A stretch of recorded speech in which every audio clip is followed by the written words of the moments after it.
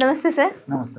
Sir, పైల్స్‌కి సంబంధించి చాలామంది కూడా ఈ వ్యాధి తీవ్రత ఏ విధంగా ఉంటుందంటే, బయటకి ఎక్స్‌ప్లెయిన్ చేయని విధంగా ఉంటుంది. అసలు తట్టుకోలేకపోతున్నాము. దీనికి ఆయుర్వేదిక్‌లో మన ఇంట్లో దొరికే ఐటెమ్స్ తోటి ఓ మంచి హోమ్ రెమెడీ సార్‌ని అడగమని మాకు కింద కామెంట్స్ వస్తూ ఉన్నాయి. సో, వాళ్ళ కోసం ఈరోజు ఓ మంచి హోమ్ రెమెడీ సార్.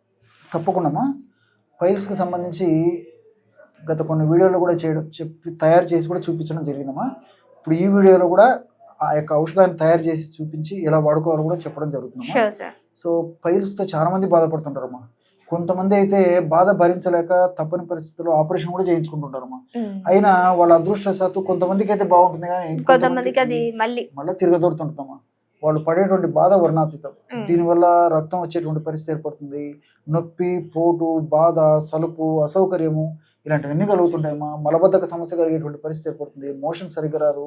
సో కొంతమందికి చేతికి మలద్వారం దగ్గర టచ్ అవుతుంటాయి. కొంతమందికి అలా టచ్ అవ్వకపోయినా మలద్వారం పై భాగంలోనే పైల్స్ తయారైపోయి కూడా ఇబ్బంది పెట్టేటువంటి పరిస్థితి ఏర్పడుతుంటుంది. సో ఒక సంవత్సరం అంతా యొక్క సమస్య ఉన్నప్పటికీ ఒక్క వేసవి కాలంలో ఈ సమస్య మరింత తీవ్ర రూపం దాల్చేదానికి కూడా అవకాశం ఉంటుందమ్మా. దీనికి మంచి రెమెడీ చెప్తాను చూడమ్మా. మరి ఎంతో మంది వాడారు, సత్ఫలితాలు పొందారు.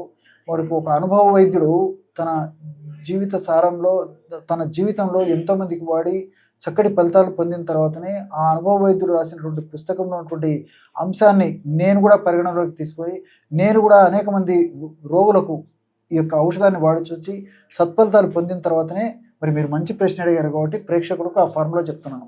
ఏం కావాలి సార్ వాటికి? సో ఇవన్నీ మీకు తెలిసినటువంటివమ్మా. సో ఇదేంటమ్మా? కుంకుడుకాయ సార్, తలకి వాడుతూ ఉంటాం. Very good, very good. So కుంకుడుకాయలు మనకు తలకు వాడుకుంటామని తెలుసు, కానీ ఔషధంగా వాడుకుంటామని చాలా మంది తెలియదు.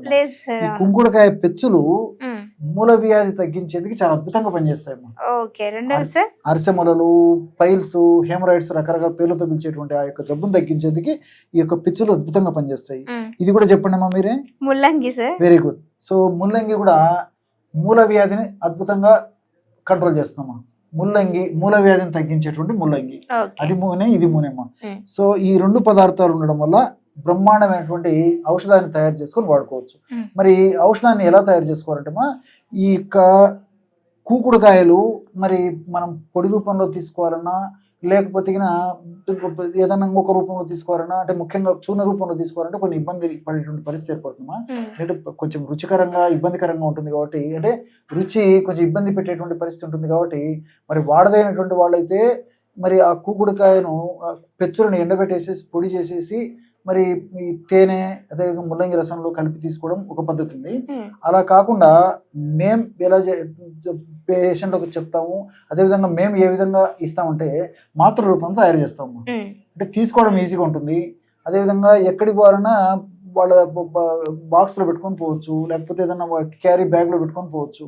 సో ఈ ముల్లంగి ఈ యొక్క కుంకుడుకాయ పెచ్చులు తీసుకొని విత్తనాలు పారేసేసి 2 రోజులు లేదా 3 రోజులు బాగా ఎండబెట్టేసేసి కుంకుడుకాయ ఆ యొక్క పెచ్చులని మనం ఔషధంగా వాడుకోవాలి.